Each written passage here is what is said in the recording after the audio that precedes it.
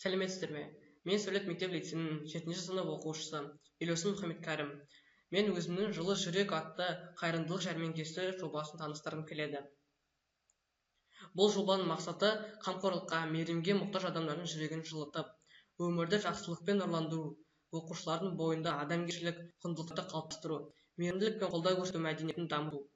Ал өзектілігі мейірімділік адамдар арасындағы сыйластық, кеңпейілдік, жанашырлық, ізгі ниет секілді қасиеттерге негізделеді. Мейірімділік адамның ең жоғарғы адамгершілік белгісі ретінде, оның бүкіл тыныс-тіршілігін, жан дүниесін жадырататын, шат-шадыман тіршілігін үшін қажетті аса маңызды қасиеттің бірі болып саналады.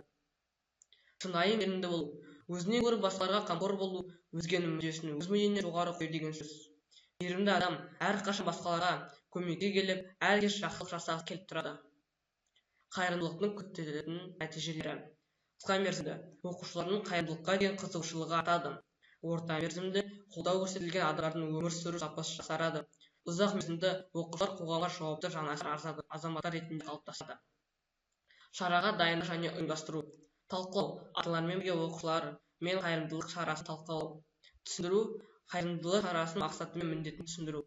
Ал ұйымдастыру: жауапты оқушыларды таңдау және жұмыстың бөлінуі.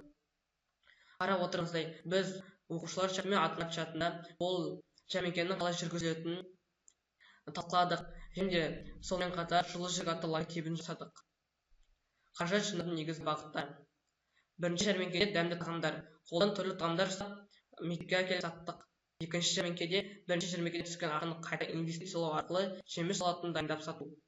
Ал үшінші жәрмеңкеде басында айтылып кеткен екі жәрмеңкедегі ақшаны қаражатты алып, кеңсе мен мереке тауарларын сатып алу. Ақпаратты қолдау әлеуметтік желілердегі үніміз: жылы жүрек атты қайырымдылық жәрмеңкесіне оқушыларды шақыру үшін біз Сәулет мектеп-лицейінің Facebook және Instagram атты әлеуметтік желілерін қолдандық. Егер сіздер ондағы суреттерді көрсеңіздер, бірінші, екінші және үшінші жәрмеңкедегі QR кодын алыңыз. Ал бұл жерде біздің сол жәрмеңкеде қалай жұмыстанғанымыз көрініп тұр. Қаржылық көрсеткіштер: төлем түрлері бойынша кіріс. Бірінші жәрмеңкеде біздер барлығы 65.140 теңге алындық.